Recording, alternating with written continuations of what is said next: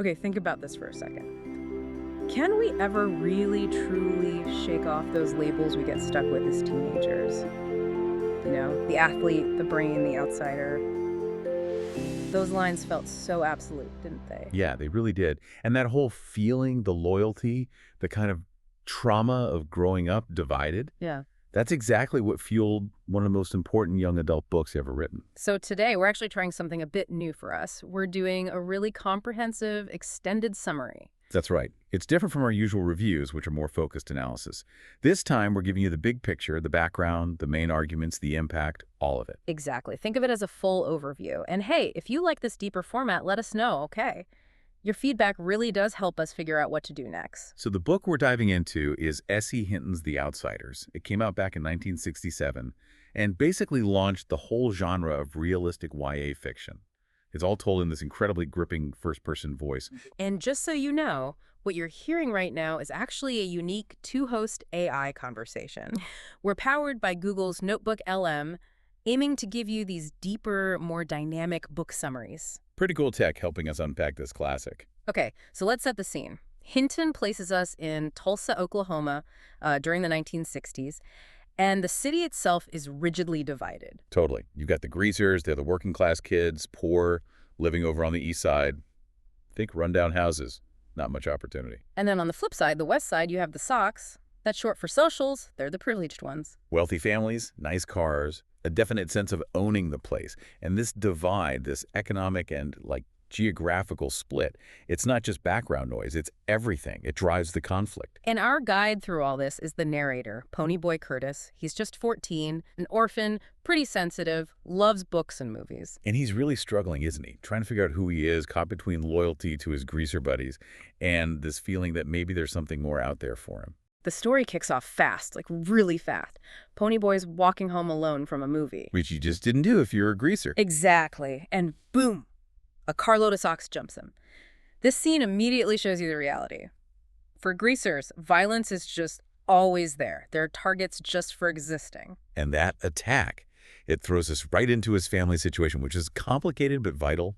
His older brothers save him. There's Derry. He's the oldest, only 20, super athletic, but had to give up college. He's the stern guardian figure. Right, trying to hold it all together. Then there's Soda Pop, the middle brother, 16, movie star handsome, dropped out of high school. And along with them are their friends, Johnny, Dally, Steve, Two-Bit, this crew, this gang. They're his real family in a lot of ways, bound by this intense loyalty. It's a chosen family, forged out of necessity, really. Derry's trying to maintain a traditional structure, but the street provides its own kind of bond. So after that terrifying start, things shift a little. The next night, Ponyboy and Johnny are at a drive-in movie. And they actually start talking to a couple of sock girls, Cherry Valance and Marcia, which is unexpected. Totally unexpected. And Cherry Valance becomes this really key figure. Oh, absolutely. She's smart. She seems genuinely empathetic. And importantly, she's the girlfriend of Bob Sheldon, one of the Socs who jumped Ponyboy.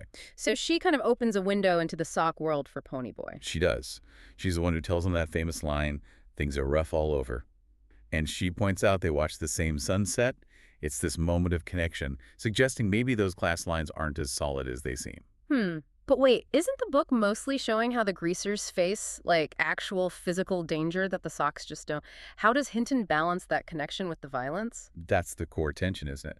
Cherry might see the same sunset, but her boyfriend and his friends are still capable of terrible violence. That moment of connection feels fragile because it is fragile. And it doesn't last. The tension keeps building until, well, something really bad happens. Confrontation with Bob and Randy and some other Socs. Yeah, deadly one. And suddenly, Ponyboy and Johnny are fugitives. They have to run. And the person they turn to is Dallas Winston. Dally. Right. Dally's the hardened one, the one who knows the system, knows how to survive on the streets. Probably because he spent time in jail, he doesn't hesitate. He gives them money, a gun, tells them where to go. He basically pushes them onto this path. He guides them out of the city to an old abandoned church in a rural place called Windricksville.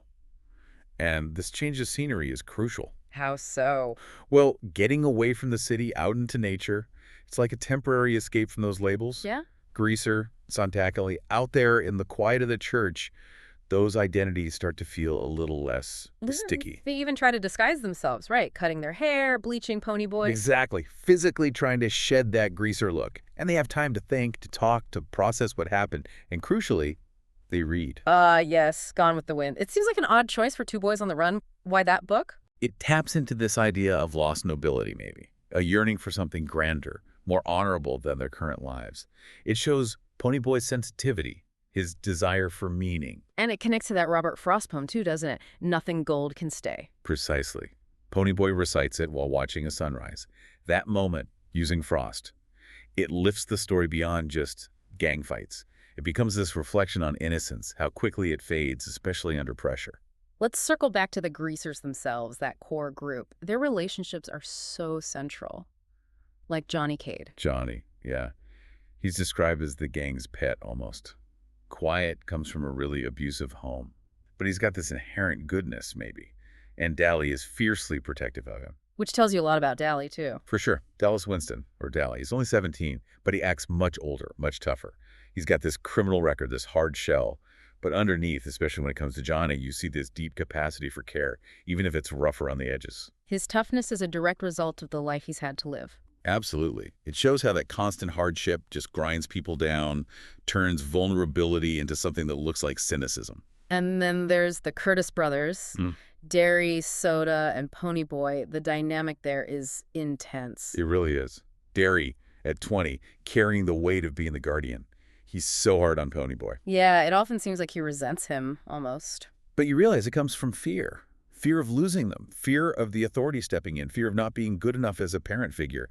He gave up everything for them. His sacrifice is huge. It highlights that working class reality where you can't always afford softness. Survival comes first. And meanwhile, other guys like Two-Bit Matthews. He's the Joker, always ready with a wisecrack. But he also always carries that switchblade. Right, the symbols are important, the switchblades, the greased hair, the Socs, fancy cars like Mustangs and Corvairs, even Cherry's red hair. Yeah. They all signify something about identity and belonging. Definitely. And that need for the switchblade, it just underscores that constant feeling of threat, the lack of trust in anything outside their own group for protection. So all this intensity, the loyalty, the fear, the underlying violence, it all builds while they're hiding out in that church. And then comes this moment of unexpected heroism. Right. Just as you're seeing them as fugitives, shaped by violence, the church catches fire, and there are school kids trapped inside. And without even thinking, Ponyboy and Johnny run in. They do. They run into a burning building to save children they don't even know. It's this incredibly brave, selfless act. It completely flips the script on who they are, doesn't it? It shows their character is way more than just Greaser or Hood. It's a powerful counter-narrative, pure heroism, cutting right through those social labels. A moment of real gold, you might say. It's a crucial pause, proving character transcends class before everything crashes down again.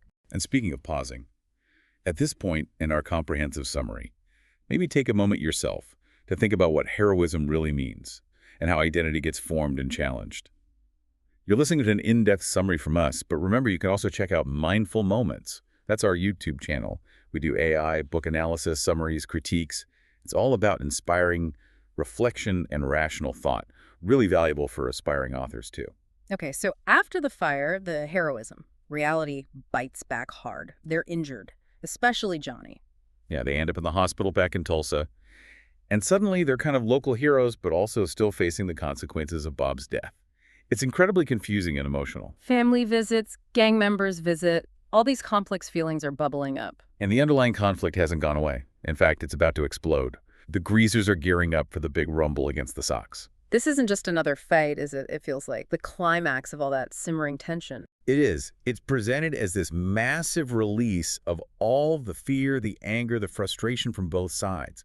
But honestly, the internal struggles become much more significant than who wins the fight. Especially for Ponyboy. He's dealing with so much after the fire and the rumble. His health is suffering. Physically and mentally. He's injured, concussed, exhausted. And he's got this court hearing hanging over him about Bob's death. The trauma is immense. Plus, the tension with Derry is still there, maybe even worse. He's struggling in school. It's just a lot for a 14-year-old. Way too much. And this brings us to the core themes. Why this book still hits so hard. Hinton is looking right at the damage done by class struggle, by these rigid social barriers. And the importance of family, not just blood relatives, but the families you choose, the loyalty you build. Exactly. And the impact of violence, obviously. Yeah. But also the challenges of just growing up, finding your place. And ultimately, it's a powerful call for empathy. Look past the labels. See the person underneath the greaser jacket or the fancy sock clothes? Yeah. See the shared humanity, the shared struggles, even if they manifest differently. The book really makes you think about how trauma changes you and how maybe finding a way to tell your story is the only way to make sense of it. Which brings us perfectly to the ending in that unique structure you mentioned, the whole story we've just gone through. It turns out to be the essay Ponyboy is writing for his English class. Precisely. The act of writing is his way of processing everything. The violence, the loss, Dally's fate, Johnny's final message, his relationship with Derry. It all gets poured onto the page. So writing becomes his path to understanding, to maybe answering that question we started with, can you escape the labels? Maybe not escape entirely, but understand them. Understand the people behind them. Find your own voice amidst the noise. It's a brilliant narrative device. And the book's legacy, it's huge. It was pretty controversial when it first came out, wasn't it? Oh, yeah. People weren't used to YA books being that realistic about teen violence, class conflict, underage drinking, the language. But now, it's a staple in schools everywhere. A true classic. Adapted into that iconic 1983 movie. And even a Broadway musical just recently, in 2024. That shows you how much these themes still resonate across generations. Absolutely. Its power hasn't faded at all. So here's a final thought for you to chew on. If Ponyboy's defining tragedy was losing his parents young, why does the story he needs to tell focus so intensely on the gang conflict, on the Socs and Greasers? That's interesting. The book kind of forces us to consider how these societal labels, Greaser, Sock, can become more powerful, more defining than even traditional family ties, especially when things get tough. How quickly those labels can dictate your fate, or maybe, just maybe, how they can dissolve in moments of shared crisis or understanding.